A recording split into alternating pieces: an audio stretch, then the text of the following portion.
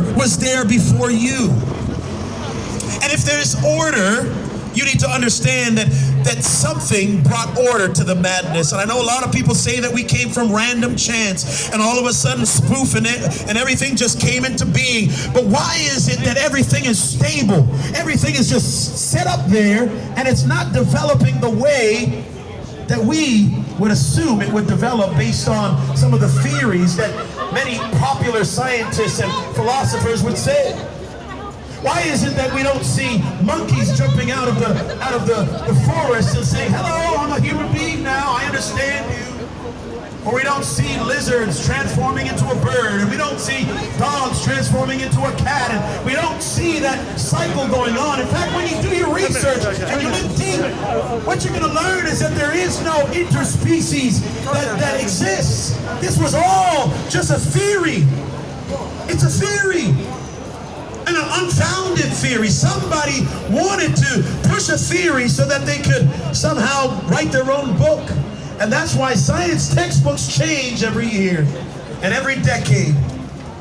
But all of the scientists would say one thing, that we come back, we all come from this original point called the Big Bang. It's something brought the bang. We don't know what it is, and that's why we can't say there's no God and we can't say there is God. But one thing we can deduce from their statements is that they don't know whether there is a God. They can't say there isn't. They can't say there is. They just don't know. But one thing we do know is that there's stable governing principles behind all of creation. Do you know that as a human being, our body naturally fights off disease? Who told our body to fight disease? Who told our body to excrete waste? Who told our body to be positive? Who told our body to love our neighbor? Do you know that love is a natural phenomenon that we all have ingrained in our very nature? You don't have to tell a cub or a bear to look after its cub. You don't have to tell a mother to look after its child. You don't have to. In fact, our body produces, women's body produces milk, natural nutrients for a child when it's born. This is what nature does. Why? Because we were created in that way, to love, to nurture, to propagate. In fact, right within the body, every single month, a woman is reminded that one of her purposes is to give birth, to bring forth life. And every day a man is tempted or there's urges within his body to release his seed. We're living in a day and age where people are saying, you know what, anal sex is fine. We're living in a day and age where we're saying it doesn't really matter who marries who. Now, here's what I'm going to say to you.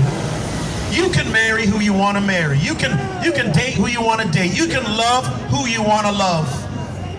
But if we're all governed by the same standards and principles that bring success or disorder or chaos to our lives, if we break it, then you can do it, but it doesn't mean it's going to work out in the long run for you.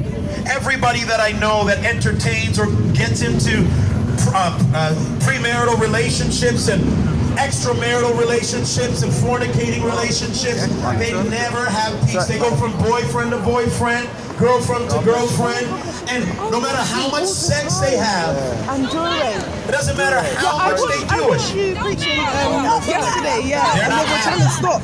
I said they're trying to stop you. Okay. So they go from boyfriend to boyfriend and then to orgy, and now I hear the young people talking about menage a trois and battery and all sorts of things. It's becoming more lewd, and every time we see the generation becoming more lewd, depression rises, drug use rises, alcohol rises, and suicide rises. Because when you go opposite and contrary to the principles that govern all of humanity, we lose our sense of purpose. We forget why we're even here. And a human being living without purpose finds themselves